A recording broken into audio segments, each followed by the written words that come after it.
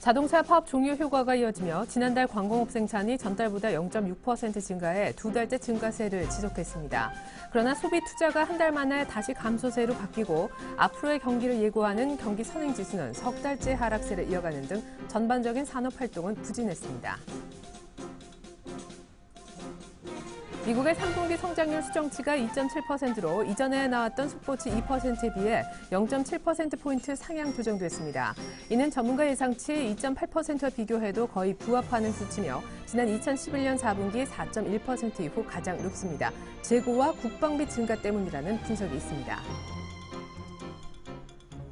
허리케인 샌디의 충격이 누그러지면서 미국에서 지난 24일까지 일주일 동안 신규로 실업수당을 신청한 건수가 전주보다 2만 3천 건 감소한 39만 3천 건으로 2주 연속 줄었습니다. 한편 거래가 완료되지 않은 매매 계약 건수를 기반으로 산출하고 있는 미국의 10월 미결주택 판매 지수는 104.8로 전월 대비 5.2% 상승했습니다. 애플 아이폰 5가 다음 달 7일 나오고 오늘 밤 10시부터는 예약 판매에 들어갑니다. 당초 10월 중 국내에 출시될 예정이었으나 물량 부족으로 출시 일정이 계속 지연돼 온 바 있습니다. SK텔레콤과 KT는 가격이나 요금제를 구체적으로 명시하진 않았지만 가격은 기존의 아이폰과 큰 차이가 없을 전망입니다. 안녕하십니까. 오늘장 내일장의 최민아입니다. 오늘은 낙관론이, 내일은 또 기관론이 엎치락뒤치락하는 미국의 재정절벽 이슈는 일단 빼고 보더라도 미국 쪽에서 나오는 지표는 전반적으로 다 괜찮다라는 트렌드는 깨지지 않고 있습니다. 때문인지 뉴욕 증시는 이틀 연속 올랐고 다우도 13,000 마디지수까지는 회복을 해놓은 상황인데요. 우리 코스피도 1930선에는 이제 슬쩍 안착을 시도하는 듯한 인상을 주고 있습니다. 오늘 7일 만에 기관이 소폭 팔았지만 그 자리를 외국인들이 메우고 있고 무엇보다 어제 선물을 강하게 산 외국인이 추가적으로 선물을 더 매입해 프로그램 매수까지 끌어들이고 있기 때문입니다. 코스닥은 오늘 좀 상대적으로 조용한 흐름인데요. 일단은 낙폭과대주의 반란 이후의 반등도 오늘까지 계속 지속되고 있습니다. 오늘 조선주 괜찮아 보이는데요. 11월 마지막 장에서 힘을 내어주는 코스피입니다. 먼저 코스피 쪽 흐름부터 보여드립니다. 네, 오늘 장중에 사실 1940선 높게 오랫동안 머물렀던 바 있는 코스피인데요. 현재는 상승폭이 약간은 둔화되면서 1937선 2포인트가량만 플러스를 내고 있습니다. 외국인이 현재는 현물에서 1,000억 원대 순매수, 그리고 선물 쪽에서는 2,700계약 정도 순매도이고요. 기관은 7일 만에 팔고는 있지만 아주 조금만 팔고 있습니다. 자, 이번에 코스닥 쪽으로 장소를 옮깁니다. 기관이 소폭 관심을 보여주고 있지만 사실상 외국인과 기관의 오늘 매매 공방이 코스닥 쪽에서 조금 약하게나마 진행되고 있고요. 개인의 저가 매수가 붙으면서 오늘 나로 관련주가 폭락을 했음에도 불구하고 코스닥이 장 초반부터 계속해서 빨간불은 내놓지 않고 있습니다. 자, 이번에는 원달러 환율의 흐름을 좀 보죠. 네, 재정절벽 우려와 완화가 왔다 갔다 하고 있는 그런 시장입니다만은 일단 유로달러가요. 유로존 문제 해결과 동시에 1.30까지 회복을 한 상황에서 원달러 환율은 추가적인 하락 압력에 놓여 있습니다. 1원가량 빠지면서 1,083원 20전의 오늘 모습을 보여주고 있네요. 네, 특징적인 부분은 어제는 LG 디스플레이가 유리하게 소외가 됐었는데 오늘 또한 IT주에서 SK하이닉스가 마이너스 3% 정도에서 낙폭을 더 이상 좁히지 못하고 있습니다. 계속해서 오늘장 내일장 일부에서 준비한 소식을 보여드립니다. 애널리스트에게 듣는다. 대신증권 최진식 팀장에게 먼저 들어보겠습니다. 분기점에 도달한 해외 증시, 이를 통해 국내 증시 흐름도 체크를 해보겠고요. 미국 뉴욕 증시와 10년물 국채 흐름이 서로 다르게 진행되고 있습니다. 왜인지 배경과 전망까지 알아보겠습니다. 변수 프리뷰, SPM의 김영진 대표님과 금요일마다 만나고 있는데요. 정책적 악재가 해소되고 있습니다. 이렇게 해서 시장은 안정권에 들어가는 것일까요? 낙폭과대 업종이 강세를 띈 이번 한 주인데요. 추세적인 상승도 가능한지 이 부분 확인해 보겠습니다. 다음 주를 노려라. 동양증권의 권영문 차장님 역시 매주 금요일 출연을 해주고 계십니다. 재정절벽 이슈가 계속되고 있는데요. 하지만 시장이 빠질 때마다 주식 비중을 늘려도 좋을까요? 유로존의 통화량의 증가 추세가 이어지고 있다고 합니다. 이것으로 경기 저점을 찍었다고 평가할 수 있는 것인지 잠잠해진 유럽 이슈 다시 한번 돌아보겠습니다. 7일간의 수익 다이어리, 일주일간 수익 낼 수 있는 종목, HMG 투자증권 박지훈 과장님은 FTEN이라는 종목에 주목하고 계신데요. 세계 최초로 나노섬유 대량 생산에 성공했으며 올해보다 내년을 겨냥한 성장 모멘텀이 있다고 보고 계십니다. 네, 여의도로 가보겠습니다. 대신증권의 최진식 팀장님부터 만나보죠. 안녕하세요. 네, 안녕하십니까? 네, 양시장 오늘 소폭이지만 플러스권 약간 숨을 고른다라는 느낌인데 기관이 소폭 팔고 외국인이 의외로 사주네요. 네, 외국인들은 오후로 갈수록 현무 매수가 좀 더 많아졌었는데요.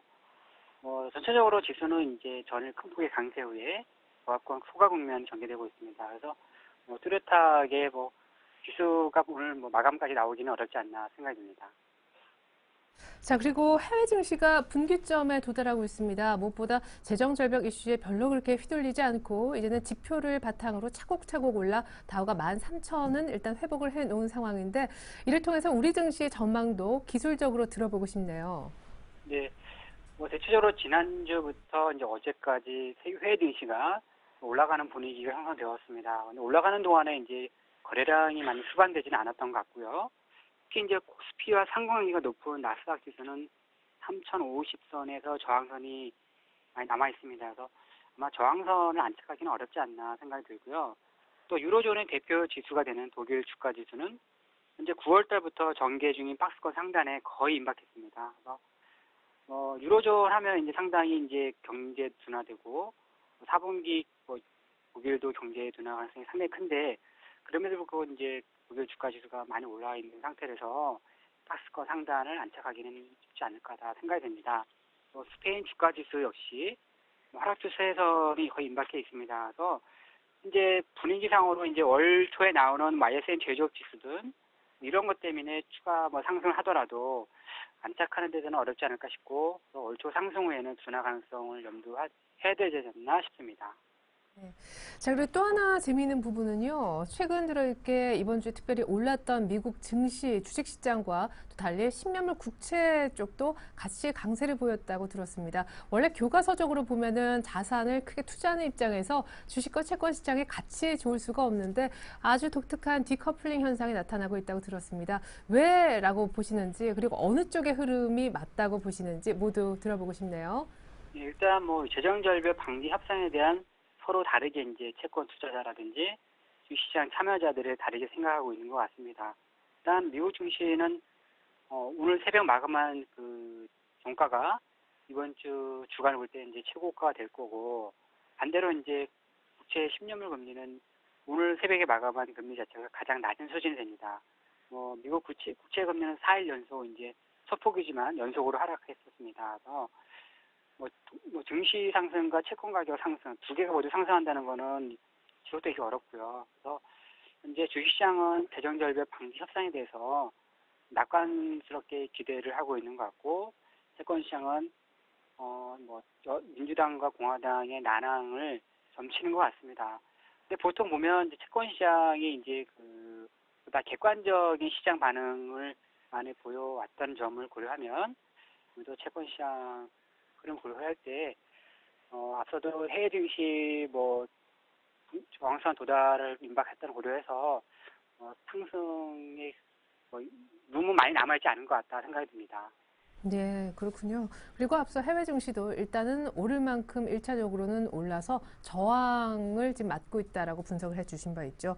그러면은 재정 절벽 문제에 대해서도 일단 단기간에 타결이 좀 쉽지 않다라는 쪽에 베팅해서 가격이 오르고 있는 채권 시장 쪽의 움직임에 더 공감을 표해 주셨는데 그러면은 우리 증시도 11월 달을 맞게 돼도 상승 탄력이 여기서 조금 다시금 둔화될 가능성이 높다고 보시는 겁니까? 마감 전략 부탁드릴게요. 네, 12월 시장 자체는 전강 후약의 흐름을 예상을 하고 있습니다. 세계 경제든 금융시장이 가장 당면한 이슈 중에 이제 재정절벽 방지 협상인데 이 부분이 이제 타협을 할 시간 자체가 많지는 않아요. 그래서 연말에 그 성탄절 연휴 휴가라든지 연말 휴가 이런 고려하고 토요일, 일요일 이런 휴일 빼고 하면 12월 21일까지 그러니까 실제적인 마감 시간이 되겠습니다. 그래서 아마 일정 수준의 부양책 연장을 하면서 이제 내년 연초에 합의 모색을 하지 않을까 싶습니다. 그래서 12월 안에 재정 절벽이 모든 방지 협상이 끝나고 내년 넘어가기는 어렵다 생각이 들어서 저는 정강 후약의 흐름을 예상하고 있고요. 그리고 현재 해외 증시도 그렇고 우리 국내 증시도 그렇고 또 미국 증시와 미국 국채 금리의 디커플링 고려해서 최근에 소외받았던 내수 브랜드주에 관심이 더 확대되어야 되지 않나 싶습니다. 대표적으로 롯데삼강, ABCNC, SBS 콘텐츠 이런 것들이 되겠습니다. 네, 내수 브랜드주에 관심을 갖자 롯데삼강, 에이블CNC 그리고 SBS 콘텐츠허브 종목을 콕 집어 세 종목 얘기를 해주셨고 무엇보다 12월 오늘 전망이 굉장히 많이 나오는 날인데 우리 대신증권의 최재식 팀장님은 12월 달 월 초반에 좀 강하고 월 말로 갈수록 조금 약해지는 전강 후약의 패턴을 예상을 해주셨습니다. 대신증권 최재식 팀장님의 12월 전망과 마감 전략까지 확인해 보았습니다. 감사합니다. 네, 감사합니다.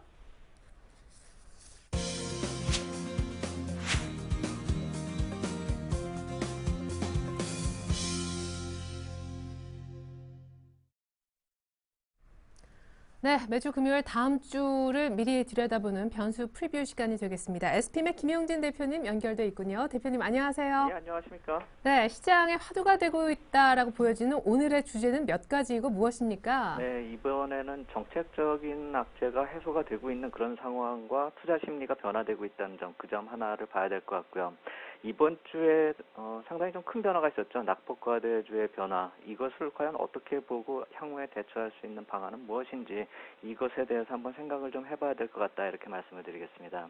낙폭과대주에 대한 전망이 사실 굉장히 빨리 들어보고 싶은데 먼저 큰 그림 얘기부터 좀 해보죠. 투자 심리가 좋아지고 있는 건 사실인 것 같아요. 유로존 얘기는 확실히 좀 수면 밑으로 가라앉았고 재정 절벽도 좀 해결 쪽의 얘기들이 더 많아졌다는 느낌이 들어요. 그렇죠. 이제 뭐 그쪽의 변수들은 이제 잠복해 있는 악재들로 가라앉았다 이렇게 봐야 될 것 같습니다. 어떻게 보면 이제 체계적 리스크이기 때문에 공통적으로 모든 투자자가 공통적으로 이제 겪고 있는 그런 문제였는데 그런 문제가 다 수면 하로 잠복하는 그런 상황 속이라고 한다면 투자 심리가 당연히 좋아질 수밖에 없고 시장 분위기도 역시 마찬가지로 지금처럼 이번 주처럼 좀 괜찮아질 수 있다 이런 생각이 듭니다. 그리스하고 스페인의 재정 집행이 들어가면서 이 국채 수익률로 우리가 수치상으로 확인할 수 있는 그런 문제가 나타나죠. 이탈리아 국채 수익률 이제 4%대 어제 기준으로 놓고 보면은 한 4.5%까지 내려가는 그런 모습이었기 때문에 거의 2년 동안의 최저치라는 그런 매스컴 보도까지 나오고 있죠. 스페인 역시 마찬가지로 5%대 초반대까지 내려가는 그런 모습이고요. 독일 금리가 한 1%, 1.4% 정도 안팎으로 움직이고 있기 때문에 거의 고정된 금리라고 그렇게 놓고 봐야 되겠죠.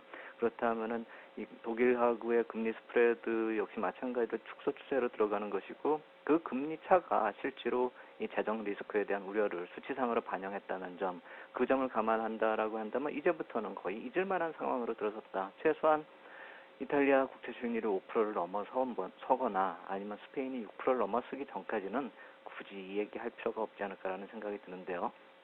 다만 한 가지 걱정스럽다라는 것은 경기 위축은 지속되는 상황이고 이 재정 리스크를 막아주었을 뿐이지 향후의 문제는 어떻게 이 부채의 문제가 어떻게 해소될지 그거는 아직도 펀더멘털적인 부담이다. 하지만 우리가 투자에 있어서는 걱정할 필요는 없겠다 이렇게 말씀을 드리겠고요. 미국 재정 절벽 문제도 마찬가지인 것 같습니다. 이 12월 들어서면서 이제 들어서게 되는 거죠. 이제 시간에 쫓기는 것이 아니라 오히려 12월에 들어서면서 타결에 대해서 기대감이 커지는 그런 상황이다. 이렇게 변화가 되고 있다. 분위기상으로 그렇게 변화가 되고 있다 이렇게 봐야 될 것 같습니다. 만약에 부채의 문제가 이제 신용 등급으로 진화되는 그런 모습 몇 달 전에 나타났었죠. 그런 모습으로 진행되지만 않는다라고 한다면 재정 절벽에 대한 문제도 이 미국 내 자체적으로 타협의 수순으로 들어서는 그런 전망이기 때문에 실전에서 우리가 고려할 상황으로 해서는 또 제껴놔야 될 것 같다 이렇게 말씀을 드리겠고요. 결국 원론적으로 예상된 악재에 대해서 우려감이 있었던 것은 결국 제한적일 수밖에 없는 그런 영향권에 있었고 연말 연초에 대해서 이제 기대감이 서서히 시장의 분위기를 잡아가고 있는 그런 양상이다 이렇게 봐야 될 테고요. 지표도 이제는 좀 한번 기대를 본격적으로 해볼 만합니다. 이번 주까지는 주택 지표가 좀 나타나고 있었기 때문에 어떻게 보면 이제 환경적인 개선이다 이렇게 볼 수가 있겠는데 다음 주 이제 월초 지표들은 그런 환경을 조성하고 기대감이 실질적으로 수치로 확인 과정에 들어선다 이렇게 볼 수가 있겠죠. 그렇다면은 이런 중국 쪽의 PMI 지수나 미국 쪽에서 IM 제조업 지수 같은 그런 모습이 긍정적인 모습이 나타날 경우는 시장에 미치는 그런 임팩트는 좀 더 강화될 수 있다는 점. 그렇다라고 한다면 12월장 조금 더 긍정적으로 볼 수 있지 않을까라는 생각이 든다 이렇게 말씀을 드리겠습니다. 예.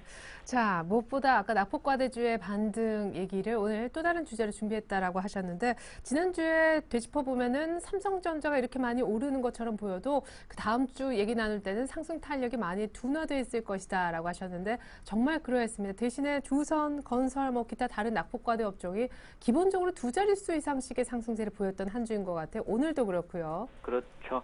이 조선이나 자동차 이쪽의 운수장비 업종 이쪽에 대해서는 확실한 변화가 나타나고 있다 이렇게 봐야 될 것 같습니다. 더 확실하다라고 하는 거는 펀더멘털적으로는 자동차 쪽이 더 유리하다 이렇게 생각이 되고 조선 업종 쪽은 약간 조금 더 펀더멘털의 개선을 확인할 필요가 있다라는 생각이 듭니다.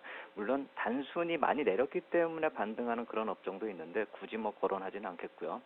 해외 변수를 만약에 아까 말씀드렸듯이 체계적 리스크라고 한다면 우리 시장 내부적으로 이렇게 종목이나 업종별로 변화되는 수급이 변화되는 그런 모습에 있어서는 비체계적 리스크가 많이 증가한다 이렇게 봐야 되겠죠. 결국 종목 선택의 리스크고 잘못 종목을 선택을 하면은 상승장에서 소외감 많이 느낄 수가 있는 그런 상황이죠. 또 한 발 늦게 과거 주도주에 대해서 접근을 하는 그런 경우라고 한다면은 상당히 소외감을 느낄 수 있는 상황이 이번 주였다 이렇게 생각이 됩니다. 그런데 이런 모습이 과연 이번 주로 마감이 될 것인가라고 놓고 봤을 때는 그게 아니라 좀 더 진행될 가능성에 무게를 두고 2013년에는 이러한 모습이 좀 더 강화될 수 있다는 점도 한번 생각해 볼 필요가 있겠다 이렇게 말씀을 드리겠고요. 그 점에 대해서는 다시 한번 좀 이따 말씀을 드리겠고 한번 이번 주에 업종별 상승률을 한번 따져본다면 실질적으로 이제 지난 주말부터 따져봐야 되는데요. 왜냐하면은 지난 주말부터 이런 모습이 나타났으니까요. 말씀하신 대로 운수장비 업종이 상당히 많이 올랐습니다. 업종 자체가 8.5% 올랐기 때문에 종목별로 따져본다면 뭐 1, 20% 오르는 건 1도 아니었겠죠. 그 다음이 건설증권이 4%대 후반대까지 오르는 그런 모습이었고 화학 철강이 한 4% 오르는 그런 모습 보였습니다. 전형적으로 이쪽 철강 쪽 같은 경우는 낙폭과대주의 강한 반등이었다 이렇게 봐야 될 테고요. 반대로 이제 IT 같은 경우는 0.18% 오히려 내리고 음식료나 전기가스 이쪽은 2% 정도 안팎으로 내리고 통신이나 섬유 4% 정도 안팎으로 또 내리는 그런 모습이었죠. 그렇다면 그 이전의 양상하고 완전히 반대의 흐름이 나타난 것이고 그렇기 때문에 실질적으로 소외감을 자칫 잘못하면 느낄 수가 있는 그런 리스크가 높아지는 장이다 이렇게 봐야 되겠죠. 물론 IT가 앵커님 말씀하신 대로 부진하긴 부진했는데 이게 IT로부터 시작한 경기 관련주의 순환 상승이다 이렇게 놓고 본다면은 IT가 시기적으로 좀 앞서서 반등을 했을 뿐이지 이쪽 경기 민감주에서 소외됐다 이렇게 볼 수는 없겠죠. 일단 IT로부터 시작해서 운수장비, 건설증권, 화학까지 철강도 포함해서요. 이쪽으로는 어느 정도 반등이 일단락이 됐다 이렇게 볼 수가 있겠고 이러한 점에 있어서는 경기 개선 기대감이 많이 작용이 되고 있다 이렇게 봐야 되겠죠. 정확히 얘기한다면 지금 시장에서는 실적이 이미 호전된 주식하고 이제 턴어라운드 기대감이 되는 주식하고 양분화되어 있다 이렇게 봐야 될 테고 그쪽을 어떻게 포트폴리오 구성으로서 해결책을 찾아야 된다라는 그 점입니다. 자칫 한쪽으로만 들어갔다라고 한다면 소외감을 많이 느낄 수 있다 이 말씀을 드리는 것이죠. 경기 회복에 대해서 이제 신뢰할 수 없기 때문에 투자 못한다 이런 경우도 있습니다. 사실 그게 맞습니다. 근데 정석적인 전략이긴 한데 일단 그런 경우라고 한다면 주가 바닥에서 일단 확인 과정만 이번에 거쳤다라고 생각을 하시고 이번 1차 상승 이후에 조정할 때 한 발 좀 늦게 접근하는 것도 그 전략도 옳다라고 생각이 됩니다. 단지 하나를 더 말씀을 드리고자라고 한다면은 이런 시기적으로 연말 연초에 이런 정책 기대감도 있고 또 연말 랠리에 대한 기대감도 있고 아까 말씀드린 정책적인 악재가 해외 악재가 많이 해소되는 그런 점도 있는데 한번 우리 시장 내부적으로 한번 좀 민감한 문제 한번 생각을 해볼 필요가 있습니다. 수급상으로요. 뭐냐면은 지금 시기가 이 내부적으로 우리 시장 내부적으로 봤을 때 리포트 세일즈 기간입니다. 뭘 말씀드리냐면은 증권사 리서치 팀이 돌아다니면서 기관 투자가한테 리포트를 세일하는 기간입니다. 그렇다면 2013년에 포트폴리오가 미리 지금 선반영이 되는 시기가 이 11월 말부터 12월 초일 수가 있습니다. 기관 투자가의 포트폴리오 변화 가능성이 많이 커지고 있고 실질적으로 그러한 현상이 이번 주에 나타났다 이렇게 보시는 게 맞습니다. 수급적으로 놓고 보면 운수장비가 4천억 기관 쪽에서 매수가 들어왔죠. 또 화학하고 건설 쪽에도 한 1,000억 원씩 매수가 들어왔죠. 결국 이러한 문제는 2013년에 포트폴리오 변화를 미리 좀 한 발 먼저 반영을 하고 있기 때문에 아까 말씀드렸듯이 이러한 강도는 2013년에 좀 더 강화될 수 있다. 이 점을 봐야 될 테고요.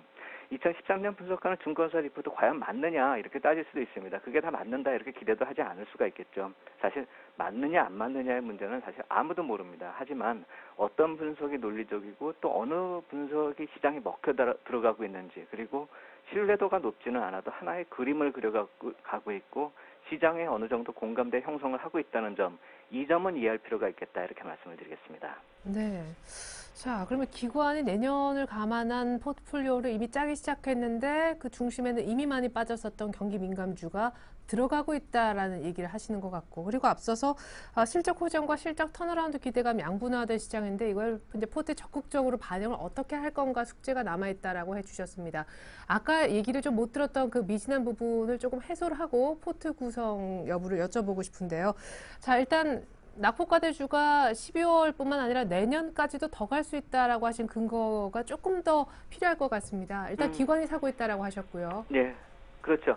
말씀드렸듯이 전에 한번 지난주에 말씀드렸던 게 이 산업 사이클에 대해서 한번 말씀을 드렸었을 것입니다. 어느 쪽이 먼저 움직이고 어느 쪽이 조금 더 늦게 움직이느냐, 이 관점이지 턴어라운드 관점에 들어서는 그런 업종들은 많이 들어서고 있다 이렇게 말씀을 드렸습니다. 그게 자동차 유통 쪽을 먼저 말씀을 드렸었고, 뒤따라오는 것이 정유화학 쪽, 이쪽을 좀 볼 필요가 있겠다 이렇게 말씀을 드렸죠. 결국 이것도 실적과 관련이 돼 있다. 결국 실적이 바닥을 치고 돌아서는 상황이다 이렇게 볼 필요가 있어 보입니다. 그런데 과연 막연히 기대감만으로 작용이 되고 있느냐라고 놓고 본다면은 실질적으로 변화가 가능한 그런 모습들이 찾아볼 수 있는 것이, 종목별을 놓고 봤을 때 우리가 IT 부품을 생산하는 화학 업체 같은 그런 종목들이 있죠. 제일모직 같은 경우가 이번 주에 좀 강했었는데, 그런 경우라고 한다면 설득력이 있는 것이죠. 화학 경기가 불안하더라도 그것이 IT 쪽에서의 턴어라운드 관점으로 시작이 된다라고 한다면 IT 쪽 이외의 화학업종 쪽의 변화는 연말에 약간 좀 기대할 수가 있는데, 업황이나 시세를 놓고 봤을 때 연말 쪽이 좀 기대할 수가 있는 그런 모습인데, 미리 반영이 되는 관점이다 이렇게 놓고 볼 수도 있고, 좀 복합적인 재료다 이렇게 볼 수가 있겠죠. 결국 중요한 것은 실적에 대한 기대감이 반영이 되고 있다, 이 점으로 봐야 될 것입니다. 아까 말씀드렸듯이 실적 호전주하고 턴어라운드 이 관점에 대한 그것을 대립다는 차원이다 이렇게 해석하는 것보다는 자연스럽게 순환매 쪽으로 좀 이해할 필요가 있어 보입니다. 예전에 우리가 생각했었던 것이 실적 호전주들 사이에서 순환매가 나타났던 것이 이제는 실적 호전이 기대되는 종목까지도 포함해서 순환매가 나타나고 있다 이렇게 볼 수가 있겠고요. 단지 제가 좀 걸러내야 될 업종이 좀 있을 것 같다라고 생각을 하는 것은, 금융주에 대해서는 신뢰가 약간 좀 부족하지 않은가 이런 생각이 듭니다. 왜냐하면 특히나 이 내수 경기에 좀 의존도가 좀 강하죠. 다른 종목들은 사실 글로벌 경기나 우리가 좀 수출 쪽에서 해결될 수 있는 방안이 있다라고 놓고 볼 수가 있는데, 이 금융주 같은 경우는 내수 경기에 크게 의존하고 있다 이렇게 봐야 될 것입니다. 그렇기 때문에 이 환경 요인에 대해서 좀 재점검이 필요한 업종이 아닌가라는 생각이 듭니다. 물론 증권업종이 이번에 많이 올랐습니다. 거의 한 두 번째로 많이 오른 업종이긴 한데, 증권업종 같은 경우 따져봤을 때 이 거래량이 급감하고 있는 그런 모습이 있고, 이 개인 투자자가 시장을 완전히 이탈하고 있는 그런 모습이 실질적으로 수치상으로 나타나고 있습니다. 이 거래되고 있는 비중이 이 투자 주체별로 놓고 봤을 때 개인 비중이 거래소나 코스닥 쪽에서 모두 다 감소를 하고 있고, 파생상품 쪽도 마찬가지로 상당히 많이 감소가 되고 있습니다.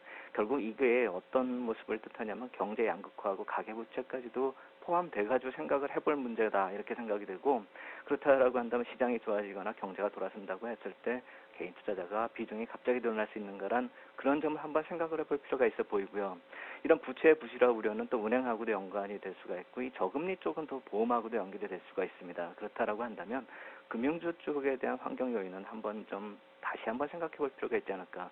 이익의 증가 측면, 이쪽에서 놓고 봤을 때는 약간 펀드멘탈적으로 좀 문제가 있지 않을까라는 생각이 든다 이렇게 말씀을 드리겠고요. 또 하나 배제해야 되는 것은 이번에 아직 반등 못하는 부류, 그런 부류가 있는데 종목은 거론하지 않겠습니다. 이 종목들은 일단 관심권에서 좀 멀리할 필요가 있다 이렇게 생각이 됩니다.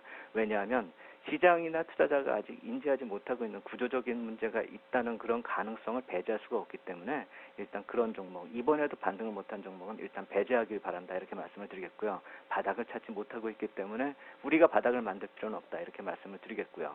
투자 관심 업종을 이번에 그런 식으로 좀 업종하고 종목을 좀 선별하는 과정으로 좀 이해할 필요가 있어 보이고, 실질적인 진입 타이밍은 제가 한 말씀 더 드리겠습니다. 이번에 다음 주에는 이제 파생 상품에 관련된 점을 또 한번 점검해 드릴 텐데 이 선물 옵션 만기를 앞두고서 지금 순차익 잔고가 8월에 최대치 4조 3천억에 근접을 하고 있습니다. 최근에 외국인 선물 매수세가 유입되면서 저점 형성한 다음에 한 9천억 정도 프로그램 매수가 유입되면서 거의 최고치까지 올라오고 있는데요. 외국인 쪽에서 매수세가 들어오는 건 좀 안정적인 환경이 유도된다 이렇게 볼 수도 있겠지만 매물이 누적이 되고 있다는 점, 이 점도 봐야 됩니다. 제가 이게 선물 옵션 만기일날 매물 폭탄이 나온다 이걸 걱정하는 것이 아니라 추가적으로 매수가 약화될 가능성도 있다. 이 점을 봐야 됩니다. 결국 지수가 탄력적으로 상승할 수 있는 그런 한계가 보이기 시작했다. 이 점을 좀 봐야 될 테고요. 파생상품 시장만 보는 관점에서는 사실 오픈 포지션이 적어졌다는 점에서 향후 외국인 쪽에서 어떤 포지션 설정에 있어서는 또 변동성이 커질 수 있다는 이 점도 볼 수가 있기 때문에 진입 타이밍에 있어서는 아까 말씀드렸듯이 우리가 종목은 일단 선별을 했지만 조정 시에 접근하는 그런 모습이 꼭 필요하겠다 이렇게 말씀을 드리겠고 관심 업종으로 떠오른 업종에 대해서 좀 무리한 접근보다는 조정 시에 좀 한정해서 또 아까 말씀드린 실적 호전이 되고 이미 됐었던 종목들 이미 많이 내린 그런 모습의 주식들은 이제는 어느 정도 반등권 박스권 시세가 한정해서 좀 생각해 볼 필요가 있기 때문에 반등할 때마다 좀 현금화에 좀 주력할 필요가 있지 않을까 이렇게 생각이 든다 말씀을 드리겠습니다. 네. 사실 가장 투자하시는 분들 입장에서 어려운 게 순환매이거든요. 차라리 이제 주도주가 있으면 그쪽으로 뭐 늦게라도 사시면 되는데 지금 이렇게 이제 변화된 흐름에 동참하려고 하시니까 또 겁이 납니다. 또 들고 있는 종목이 실적 호전주라면 이것만 듣고 있기에는 좀 아쉽고 또 다 버리기도 좀 그렇고 고민이 되실 건데 자 순환매를 얘기를 하셨어요. 실적이 좋아지는 종목만 오르는 시대보다 실적이 좋아질 종목도 이제 같이 가는 장이라고 얘기를 하셨고 지수는 또 약간 탄력이 둔화될 수 있다라고 얘기를 하셨습니다. 주식 비중까지 포함해서 어떤 섹터를 어느 정도 포트에 담는 것이 가장 좋을까요? 제가 포트폴리오 비중은 이번 주에는 현금을 약간 좀 늘리는 모습으로 바꿨습니다. 왜냐하면은 예. 지수가 좀 많이 올라왔다 저는 그렇게 생각이 들고 지수 상승의 한계치가 한 1950이나 60 정도가 된다라고 놓고 본다면은 지금 1940포인트 근처까지 왔었던 그런 지수에서 사실 크게 이익이 더 생길 것이다 이렇게 생각이 되지 않기 때문에 아까 말씀드렸듯이 신고가 개별 재료 보유주들이 반등할 때마다 좀 현금화를 한다는 그런 차원에서 그쪽의 비중을 좀 줄이고서 현금을 한 40%까지 늘린 그런 상황이고요. 이 현금이 확보된 것은 아까 말씀드렸듯이 만약에 이 화학산업재 쪽이 조정을 보인다라고 한다면 그쪽으로 비중을 IT하고 비슷하게 30% 정도까지 올려잡는 그런 모습으로 좀 대응을 할 예정이다 이렇게 말씀을 드리겠고요. 필수 소비재 이 조정을 많이 거쳤습니다. 지금 이쪽으로 늦게 들어가신 분들이 참 걱정이 많을 거다라고 생각이 되는데 이 필수 소비재 쪽은 제가 언젠가 말씀을 드렸을 것입니다. 이 많이 내린 그런 급락 이후에 항상 되돌림 파동이 있고 만약에 신고가를 내게 된다면 이쪽에서 좀 시간이 좀 걸릴 뿐이지 이쪽에서 또 상당수의 종목들은 다시 신고가를 낼 수 있는 그런 종목들이기 때문에 이 종목 쪽에 있어서 급락을 맞은 경우라고 한다면은 약간 좀 추가적인 매수 기회를 노릴 그럴 관점의 전략이 좀 필요하지 걱정을 너무 할 필요는 없겠다 이렇게 말씀을 드리겠고요. 가장 중요한 건 향후에 있어서는 이런 필수 소비재 쪽에서 올라올 때마다의 현금화와 더불어서 조정시의 대형주 특히나 화학이나 산업재 쪽으로 좀 미진했던 포트폴리오 쪽에 많이 빠져 있을 것입니다. 아마도 일반 투자자분들도요. 그렇기 때문에 포트폴리오 비중을 맞추는 조절 정도로 좀 생각해 볼 필요가 있어 보이고 이번에 반등을 보였기 때문에 오히려 이 대형주 접근 전략은 더 단순해질 수 있다라는 생각이 듭니다. 왜냐하면 아까 말씀드렸듯이 가격대도 어느 정도 이제 바닥이 어느 권역에 있다라는 걸 보여줬고요. 또 어떤 종목으로 접근해야 될지도 이번 시장에서 지난 주말부터 이번 주에 보여줬다 이렇게 생각됩니다. 이번 주에 보여줬던 모습이 12월에도 나타날 가능성이 크고 길게 봤을 때는 2013년에도 나타날 가능성이 크다는 점에서 놓고 본다면 이 포트폴리오 구성상에서 단순한 업종의 믹스나 아니면 경기 민감주냐 방어주냐 이런 관점이 아니라 좀 복합적인 상황을 좀 반영하는 그런 포트폴리오가 필요하겠다 이렇게 말씀을 드리겠습니다. 네, 우리 투자자분들 이번 주 마감하는 11월 마지막 거래일에 변수 프리뷰 이 방송 다시 보시고 이번 주가 12월 그리고 내년 초에 대한 예고편이 될 수 있다고 하니까 포트에 어떤 업종을 담아야 할지 곰곰이 생각해 보시면 좋을 것 같습니다. 지금까지 SP일의 김영진 대표님의 변수 프리뷰 시간 가져봤습니다. 깊이 있는 분석 감사합니다. 감사합니다.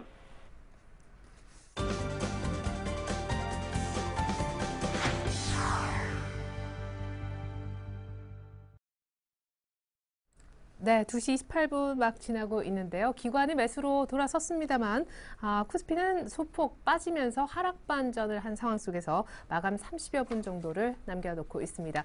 자, 오늘 30분이 지나면 이제 11월 첫 거래일을 맞게 되는데요. 다음 주를 노려라 시간 가져보려고 합니다. 동양증권의 권영무 차장님 스튜디오에 함께해 주시겠습니다. 안녕하세요. 네, 안녕하십니까. 네.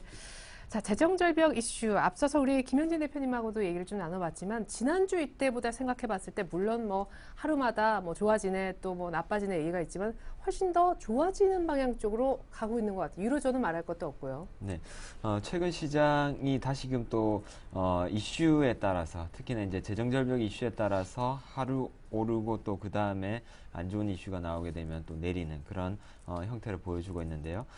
특히나 이번 주 같은 경우에는 말씀하셨듯이 이제 좀 긍정적인 그런 합의점에 도달하는 듯한 이런 부분들 이슈로 나오게 되면서 또 시장이 뭐 좀 상승하는 데 도움이 되는 그런 모습들을 보여주고 있습니다.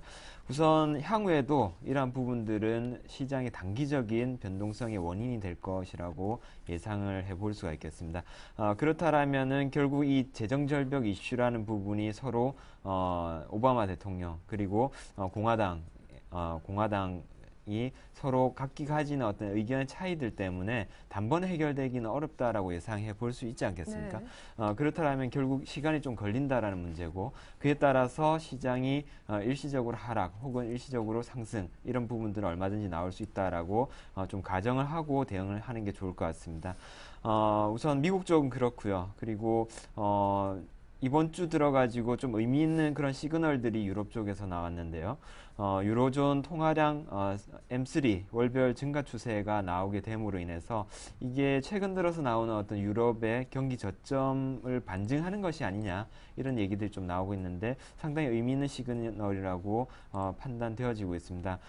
이유는 이런데요. 어떤 경기 회복 이전에 통화량 증가라는 이런 부분들이 필수적으로 따라온다라는 점에서 최근에 유로존 통화량 M3의 월별 증가 추세 이런 부분들이 상당히 의미 있는 시그널이라고 볼 수가 있겠습니다.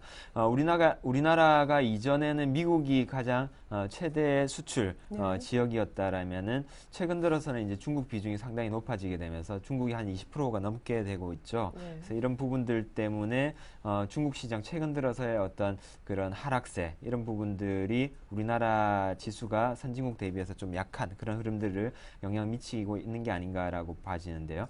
중국 같은 경우에 특히나 이제 유럽 쪽에 대한 그런 수출이 한 20% 이상 차지를 하게 됨으로 인해 가지고 유로존의 경기가 살아나느냐 이 부분이 상당히 좀 핵심적인 그런 요소가 될 수가 있겠습니다. 그래서 이 부분 상당히 중요한 변화라고 파악을 하고 있습니다.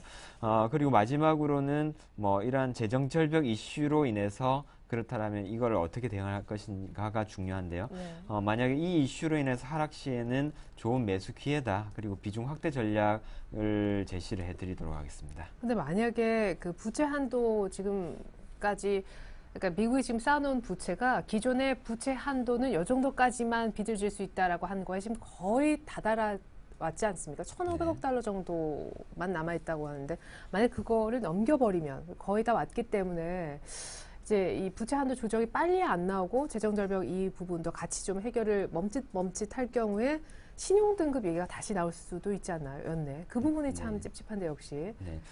우선 뭐 미국 신용등급 하락에 따라서 시장이 한 차례 이렇게 큰 충격을 받았었는데 물론 우려하는 바와 같이 그런 부분들이 현실화될 수 있습니다. 하지만은 우리가 유로존 어떤 재정 절벽 문제, 재정 리스크 이런 부분들을 봤을 때 유로존이 붕괴가 되는 시나리오로 갈 것이냐 아니면 합의점에 이를 것이냐 이런 부분들을 상당히 그 당시에 많이 논의가 되었었던 부분이죠.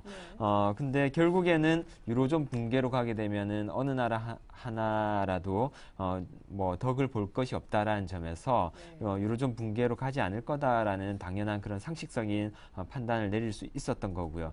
이러한 부분 미국 같은 경우에도 재정 절벽 이슈로 인해서 증액 한도를 늘리지 못하는 일은 일어나지 않을 것이다. 다만 공화당과 그다음에 오바마 쪽 민주당 쪽에서의 어떤 이견 차이들이 있기 때문에 시간이 걸리는 것이고 사실상 원하는 바를 이루기 위해서는 더 강하게 나가야 되는 게 좀 기정사실화되는 예상해 볼 수 있는 부분이거든요. 그렇다면 결국에는 이 부분들도 그런 재정 절벽으로 인해서 어떤 신용 등급 하락에 이르기까지는 되지는 않지 않겠느냐. 그럴 네. 가능성 좀 낮다라고 보고 있습니다. 예. 자, 문제는요, 지금 11월 초반에 한번 찍었던 1930선대 중후반 정도의 가격대 다시금 월 말에 왔단 말이에요. 근데 미국의 다른 해외 주요 증시도 요 정도, 어느 정도 마디지수대라는 데까지는 도달을 해 있는 시점이고, 프로그램의 힘으로 사실 여기까지 왔는데, 앞으로 들어올 프로그램 매수세도 딱히 많이 있진 않다는 분석이어서, 앞으로 시장이 얼마나 더 갈 수 있을까? 지금까지는 잘 왔는데요. 재정절벽 문제를 뒤로 하고라도 어떤 식의 전략이 구체적으로 실전에서 필요한죠? 네, 우선 그 부분은 차트를 보면서 설명을 드리면 좀 이해가 빠르실 것 같습니다. 지금 보시는 차트는 코스피 종합 일봉 차트인데요. 최근 들어서의 어떤 반등세 상당히 가파릅니다. 여태까지의 어떤 하락 부분에 대한 각도에 버금가는 그런 센 반등이 나온 셈인데요. 결국에는 앞서 말씀드렸다시피 그러한 재정절벽 이슈는 호황제로 계속 작용을 할 것이다. 네. 단기적으로. 그렇지만은 기존의 어떤 상승 추세를 변동을 시켜 놓을 만한 그런 부분은 아니다라는 말씀을 좀 강조드리고 싶습니다. 그렇다면은 지금의 반등세가 일정 부분 나왔고 그리고 지금 위쪽으로도 어떤 이평선들이 또 있다라는 점에서 만약에 재정절벽 이슈가 조금 부정적으로 합의가 조금 안 되는 쪽으로 나오게 된다라면 충분히 시장을 하락시킬 만 단기적으로 하락시킬 만한 요인들이 될 수 있다라는 거죠. 그렇다면은 지금 구간에서는 일정 부분의 현금은 반드시 필요하다. 그리고 기본적으로 이러한 재정절벽 이슈는 단시간 내에 해결될 이슈는 아니다라는 점에서 시간이 걸릴 것이고 그에 따라서 이제 호황제로 작용을 하게 된다라면은 결국 시장은 어느 정도의 박스권을 좀 가정해 볼 수도 있을 것이다라는 예상입니다.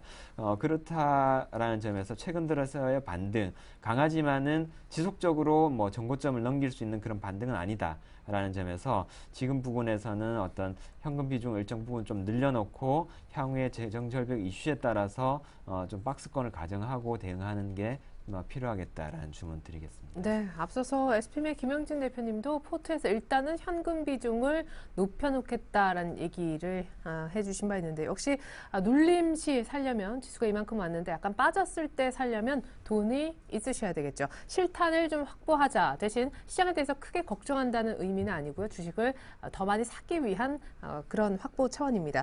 자, 그렇다면은 오늘은 뭐 현금 확보를 얘기하셨지만 지금 정도 타이밍에 괜찮은 종목이 하나 있다고 제가 얘기를 들었습니다. 오늘 신규 추천주 한 종목 있으시다고요? 어떤 종목이에요? 네, 성캅셀이라는 종목이고요. 이 종목의 비중을 한 20%로 제시를 해드리겠습니다. 보유기간 한 1개월 정도를 가정을 해봅니다. 크게 이제 세 가지 관점에서 이 종목이 좋다라는 말씀 드리고 싶은데요. 첫 번째로는 최근 들어서의 어떤 하드캅셀 증설에 따른 매출 확대 효과가 기대가 된다라는 점이죠. 기본적으로 이러한 증설이라는 이슈는 이 기업의 매출액을 증가시키는 이런 요인들로 작용을 하기 때문에 그에 따른 매출 확대 효과를 한번 기대해 볼 수가 있겠고요. 두 번째로는 건강기능식품 시장에 대한 성장 수혜를 볼 수 있다. 최근 들어서 뭐 가장 급속하게 노령화되고 있는 나라 중에 하나가 우리나라라고 하죠. 노령화 네. 그리고 소득 증가에 따른 수혜를 볼 수 있다는 점. 그리고 마지막으로는 이 기업이 수도권에 본사가 있었는데 그게 이제 지방으로 이전을 함으로 인해서 10년간의 법인세 면제 효과를 받는다라는 점이죠. 네. 이런 부분도 바로 순이익으로 직결될 수 있는 부분이기 때문에 상당히 향후에 주가 전망을 좋게 해볼 수가 있겠습니다. 차트 보시면서 매수가, 목표가 그리고 손절가를 말씀을 드리겠는데요. 매수가는 금일 종가로 제시해 드리겠습니다. 목표가로는 신고가를 넘는 정고점을 넘는 수준이죠. 24,850원 제시해 드리겠고요. 손절가는 지난 9월달 올라올 때 어떤 9월 중순경에 거래가 많이 터졌었던 가격대, 그리고 지난 10월 달에 조정을 받았었던 아래 꼬리 부근, 이 부분이 상당히 의미 있는 가격대로 판단이 되어지기 때문에 16,900원 손절가 유념하셔서 이 종목을 포트에 편입하시면 좋겠습니다. 네, 증설에 대한 매출 확대 효과, 그리고 건강 기능식품 이제 고령화하고 맞는 트렌드이고요. 그리고 법인세, 세액 감면에 따른 또 기업 쪽에서는 이득을 볼 수 있는 측면, 세 가지 설명 들어봤습니다. 오늘 추천주 서흥캅셀이었습니다. 종가에 사보자라는 의견. 자, 그렇다면 기존에 들어있었던 종목들은 어떤 종목들이었고 수익률은 어땠는지 기존 포트 열어보겠습니다. 자, 우리 권영문 차장님의 기존 포트폴리오가 나오고 있네요. SBS 콘텐츠허브 DPC, SK 하이닉스. 자, 하이닉스 비중이 가장 많았던 포트였습니다.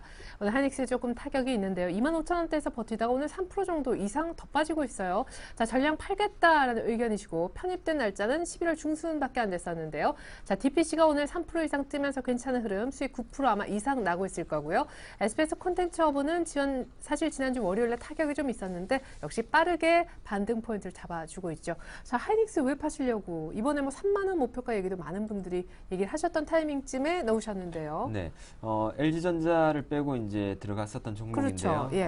오늘 손절가의 금방까지 이제 하락하는 그런 모습입니다. 손절가가 24,500원이었죠.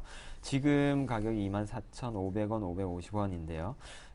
차트 보시게 되면은 최근 들어서의 흐름이 고점이 이렇게 낮아지는 흐름들을 보여주고 있습니다. 물론 기준은 종가상으로 500원을 하회를 하게 된다라면 손절을 하는 것이겠지만은 이미 오늘 커다란 거래를 터뜨리면서 이렇게 하회하는 것으로 보아서 네.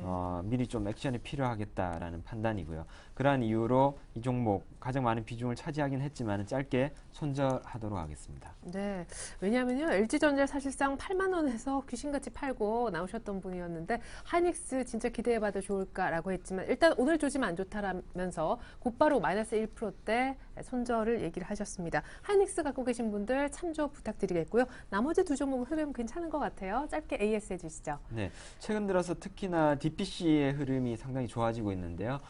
차트 보시게 되면은 이달 들어가지고 이평선 지지를 정확하게 받으면서 원형 바닥 형태를 보여주고 있습니다. 만약에 거래만 좀 실리게 된다라면은 정고점 넣는데 무리 없을 것으로 판단이 되어지고요. 그리고 SBS 콘텐츠허브 최근 들어서의 하락, 그리고 옆으로 횡보 조정을 받고 있는 형태인데요. 상당히 에너지는 좀 떨어지고 있는 흐름이지만은 손절가만 유념하셔서 대응하신다라면은 큰 무리 없을 걸로 예상이 되어집니다. 네, 알겠습니다. SBS 콘텐츠허브 손절가는 12,300원이고요. DPC는 거래만 조금 실리면은 목표가까지 무리 없겠다는 AS까지 들어봤습니다. 결국 큰 그림에서 SK 하이닉스가 빠지고요. 오늘 신규 추천된 서흥캅셀이 들어가는 완성된 포트폴리오가 나오게 될 것 같습니다. 완성된 포트폴리오 보여드리면서 저희는 권영무 차장님과는 인사 나누겠습니다. 말씀 감사합니다. 네, 감사합니다.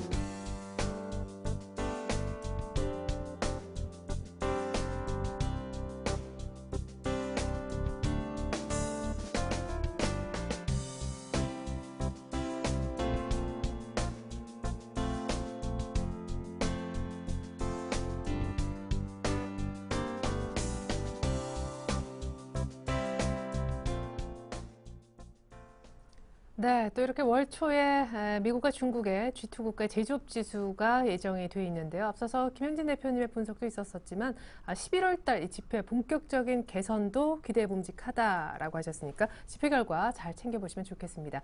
계속해서 일주일간 어느 정도 수익 볼 수 있는 종목을 매일매일 들어보는 7일간의 수익 다이어리 시간 이어가겠습니다. 매일 한 분의 종목을 추천받아 저희가 다이어리를 쓰고 있는데 누가 수익이 가장 좋을까요? 다이어리 오픈하겠습니다. 자, 박현상 대리님이 유일하게 빨간불이지만 사실 왕과는 오늘 사실 조금 어울리지 않는다는 생각이 듭니다. 냉정이요. 지금 매수가 부근에 계신 분이 한 두 분. 박준 과장님도 매수가 부근이라고 치죠. 전진우 과장님이 마이너스 1.8%대. 자, 이기택 과장님이 어제 추천을 해주셨었죠. 윈도우 8의 총판을 맡고 있다라는 기억이 납니다.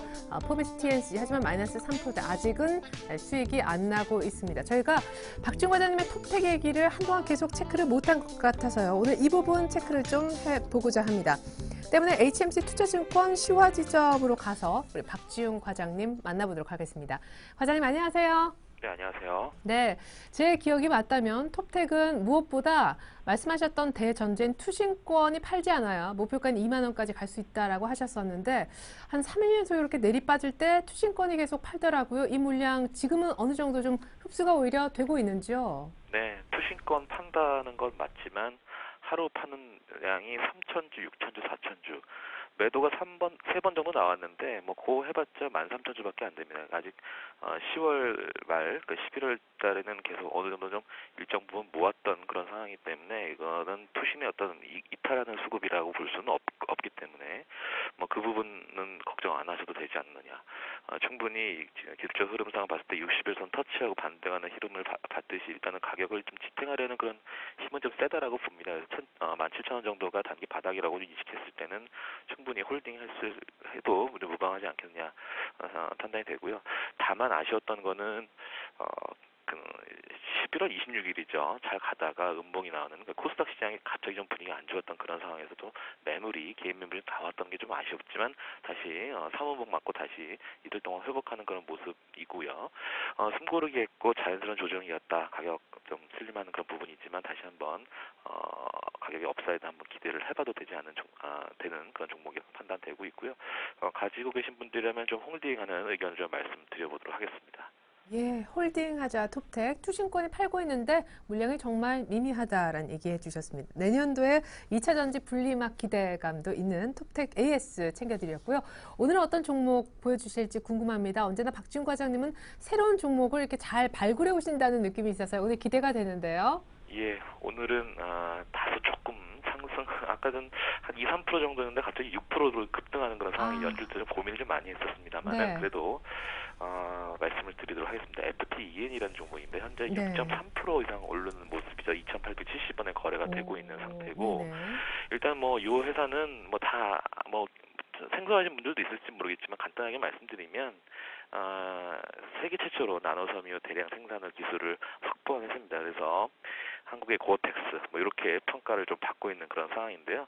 여하튼 간단하게 좀 내용적인 측면 말씀드리면 나노섬유 대량 생산에 성공하면서 일단 기능성 섬유시에 진출하는 모습들 이런 것들이 다양한 산업 분야에 적용된다는 겁니다. 화장품, IT, 자동차, 의료용 섬유 소재 여러 가지 활용 범위가 크다라는 건 점도 좀 기억하시면 될 것 같고 그러면 나노 멤브레인 같은 경우는 이제 미국 쪽에서 이제 의료회사 쪽에서 이제 부품 공급하는 그런 상황이 생기기 때문에 긍정적으로 좀 평가되고 있고요. 그다음에 기존의 지금 에너지 사업 부분 같은 경우는 잘 하고 있는 부분이 있기 때문에 그런 부분들은 좀 사이드 쪽에서 생각하시면 될 것 같고 포인트는 결국 섬유 쪽입니다. 그렇기 때문에 이런 흐름들이 전 세계 1위 부직포 회사죠. 아스톰이랑도 합작법인을 설립을 검토하고 있는 상태를 봤을 때 상당히 주목하고 있는 그런 회사다라고 볼 수 있고 올해 실적은 별로 안 좋습니다만은 이제 내년 실적이 되면 매출이 770억, 영업이익이 한 150 정도면 작년 대비했을 때 무려 400% 이상씩 상승하는 그 영업이익 측면을 나타낼 수 있다. 턴어라운드 플레이 좋아하시는 분들이라면 이 회사 주목하실 필요가 있고요. 내년 되면 포워드 EPS를 따져봤을 때 한 퍼가 9배 정도입니다. 상당히 의류 섬유 쪽 업종 평균 피어 대비했을 때 좀 저렴하지 않겠느냐. 자, 그러면 이제 가격적인 측면으로 접근했을 때 오늘은 좀 일봉으로 하면 좀 부담스러울 수 있을지 모르겠지만요. 이거를 주봉으로 좀 접근하시면 주봉상에서 접근하시는 오히려 마음 편하실 것 같아요. 그래서 기본적으로는 3,500원까지 일차적으로 목표를 보겠습니다. 3,500원이라 함은 2010년 하반기 때 그때 가격대까지 한번 기다려 보고요. 단기로 봤지만 목표가 좀 갈 수 있는 높이 갈 수 있는 그런 여지는 충분히 크다. 손절 라인은 2,500원으로 제시를 해드리도록 하겠습니다. 일단 다시 한번 정리를 하면 턴어라운드 개념의 플레이를 좋아하시는 분들 한번 주목해도 될 만한 회사다 이렇게 말씀드리도록 하겠습니다. 네, 그럼 오늘 급등하지만 종가에 공략하는지 이 부분만 좀 확실히. 네, 일단 가격적인 측면은 다소 좀 아까보다는 좀 부담스러웠습니다. 아까 네. 한 6,700원 정도면 참 괜찮았던 착한 가격이었는데 지금 다소 좀 부담스럽지만 일단 오늘 추세가 좀 이어진다라는 전제라면 종가 매수로 한번 접근을 해보도록 하겠습니다. 네, 저희가 좀 일찍 전화를 드릴까 봐요. 예, FTEN이 어쨌거나 오늘 종가에 사보자 목표가도 제시를 받아보았습니다. HMC 투자증권 박지훈 과장님의 추천주 설명이었습니다. 감사합니다. 네, 감사합니다. 네, 자 이렇게 해서 7일간의 수익 다이어리 덮고요. 저는 잠시 후 종가 들고 오늘장 내일장 2부로 다시 오겠습니다. 고맙습니다.